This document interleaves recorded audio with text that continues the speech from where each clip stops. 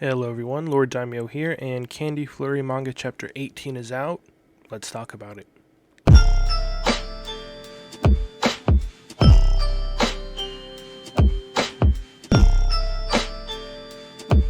So this is a continuation from the previous chapter, obviously, where Amato, the evil lollipop user, and Tsumugi first meet each other and start to fight. So, very amazing, awesome chapter last week, so you know this one can only be great as well. So it starts with Aminai telling the other Ruset agents that they will provide backup to help defeat the villainous sweet users, but to expect a repeat of the destruction of Tokyo. So that's cool that Aminai is helping, but if we get a Tokyo 2.0, who knows?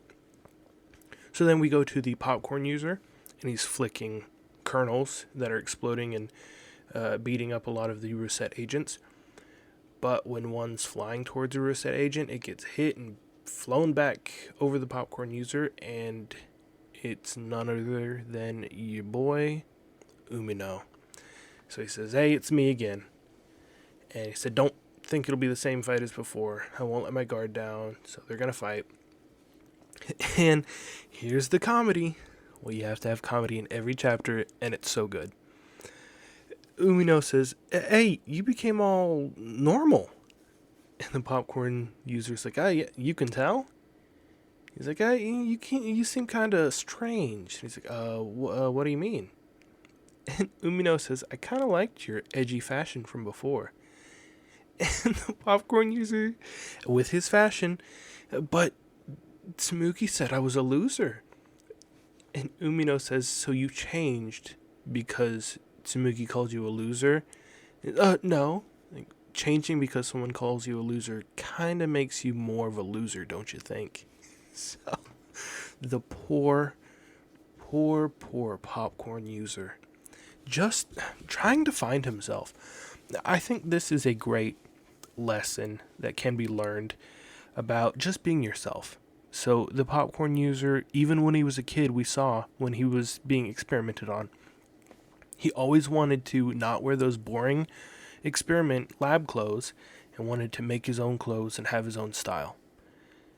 And that's his true self, is making his own clothes, looking edgy, looking what he thinks is cool.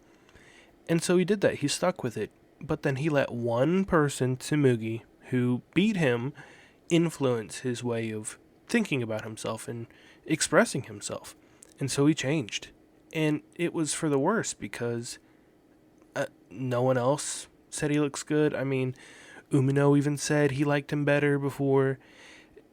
I think this is a great lesson of don't let others influence how you are and how you express yourself. So, popcorn user, I hope you get defeated here, but I hope your spirit doesn't get defeated, and I hope you maintain your sense of style and self-expression. So, a little tangent, but let's go on to it. Here's the good stuff. We have Amato and Tsumugi facing off against each other. And we get some pretty cool backstory, kind of given, but we get some cool stuff. Amato says, "So you're the one who ate the real made lollipop. Or the ready-made lollipop." And Tsumugi says, "Ready-made? What do you mean?" He said, "You wouldn't know. Cindy Toy Toy was conducting human experiments to complete their candy. And Amato and the other sweet users are the survivors of those experiments. That ever since public outcry over the candy, we're the ones who are being targeted and arrested. Isn't that wrong?"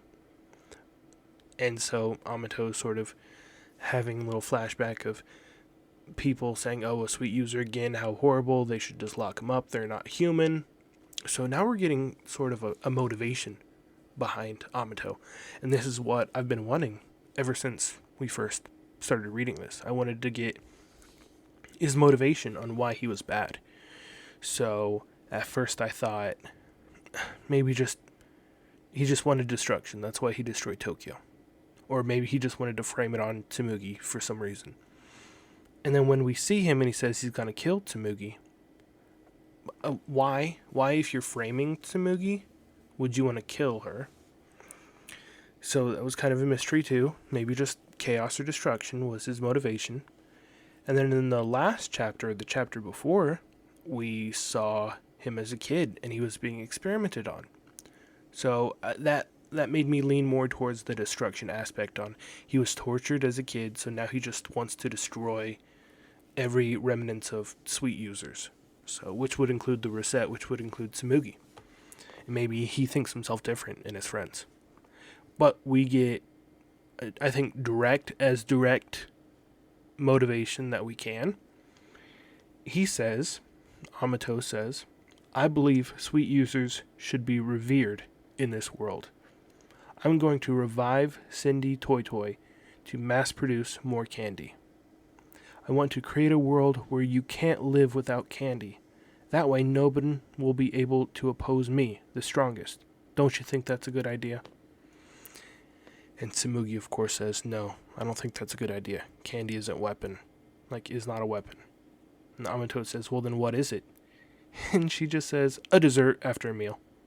Which Amato agrees with me, the reader, says, I mean, yeah, that's true, but...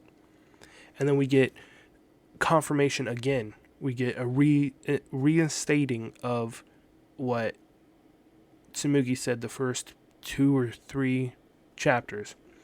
She says, I'm not going to live in a world where everyone is afraid of candy. Which, I mean, that was her original motivation in chapter 2. Which is great. I'm glad she's sticking with it. So, Amato says, that's fine. I was planning on killing you anyway since we have the same ability. So, let's just touch on these 2 opposing characters and their motivations. Are their motives really that opposing? In a way, yes, because Tsumugi does not want people afraid of candy. And Amato wants to make everyone have candy weapons that he's the ruler of, he's the strongest. So I guess one wants candy everywhere as weapons, the other does not want candy as a weapon. So yeah, I can see how they oppose. But really, besides that, I don't think their motivations for opposing each other are strong enough. I think their individual motivations are pretty good, especially Tsumugi. Maybe not Amato. I mean, you would think if he wanted to be the strongest, he wouldn't want any more people to have candy powers, because then they could be stronger than him. There's that possibility. So you would think he wouldn't want them to be. So I'm thinking either Amato's lying, wholly or partially, and maybe he just wants to revive Cindy Toy Toy so that he can become stronger and maybe also make other people, sweet users, but make him stronger. Or just maybe poor, I don't want to say it, but maybe poor writing on that part. Because if you want to really come up with a motivation behind a villain and not just the typical destruction or whatever, or I'm just evil, and it's candy related, how are you going to do it? So, who knows? I think we'll just have to wait and see. So, Tsumugi and Amato start fighting, and it's really, really awesome. They're clashing lollipop sticks, and he's hitting Tsumugi back, and Amato says, I haven't been holding back, but you have, haven't you? Why are you holding back? And he said, I can blame you for, not going all out after you have seen what I can do. Seemingly saying our abilities are comparable, and that look at this huge destruction I can do, so you could do it, that's why you're not going all out. And then I absolutely love this. This takes this to a whole nother level. Because I thought, how different can you really be with a lollipop? Just make it bigger or smaller originally. And now we're getting stick manipulation, which is great. But now we're getting it even more. Tsumugi says, I think I've always been too hung up on the shape. And Amato's just confused. She says, in other words, if it's on a stick and you can lick it, then maybe they're all lollipops. Amato's scared. He says, what are you talking about? And Tsumugi's holding up 2 lollipops in her hands, and the candy itself starts getting all squiggly and molding, and it becomes huge and is just changing shape and is molding, and then it turns into a huge arm, a huge leg, a head. Amato's so shocked. We see a huge arm grab the top of a building, and we see a gigantic round robot. I mean, it's just like a Gundam robot, like a giant mecha with a mohawk. It looks super cool, like super amazing. Tsumugi's like, this is what I meant. And Amato's like, well, what the heck is this? So people are blocks away seeing this huge robot in the distance. And Misaki's there watching, and Irie comes up to him and says, I finally found you. Misaki's like, oh, are you alright? And she's like, oh, I'm not feeling too well. I need some rest. And there's just blood shooting out of her head. But she gives Misaki confeito and says, can you get this to Tsumugi? She'll need it. And he's like, you're asking me, but, you know, Tsumugi's fighting the enemy leader. Confeito would help her, but you're not asking me to take the confeito to help, but to go give it to Tsumugi. It's like, so that means, in other words, I'm useless in battle. So we're getting more of Misaki's character, of him feeling worthless. And it's like a regular person surrounded by not just people, but a whole world of superhumans. I'm sure he does feel bad. And especially him getting all the fake glory that he was getting before, I think it really showed him, hey, I'm not even as good as these stories are saying. Like, I'm really nothing. I'm not strong. I'm not anything. Which, I feel bad for Misaki, but I'm loving this character development. So Misaki said, you know, I'm useless in battle. Is it okay if it's me that goes and gives it to Tsumugi? And Irie says, yes, it's you. You're the one who motivated Tsumugi. And Misaki's shocked. She said, you have to take responsibility. Your only attribute is that you're really serious. He says, what does that have to do with anything? Tsumugi started feeling motivated because you, the serious one, chose to trust her. And Misaki had a flashback to when Tsumugi had that dumb helmet on and she stopped running and decided to help.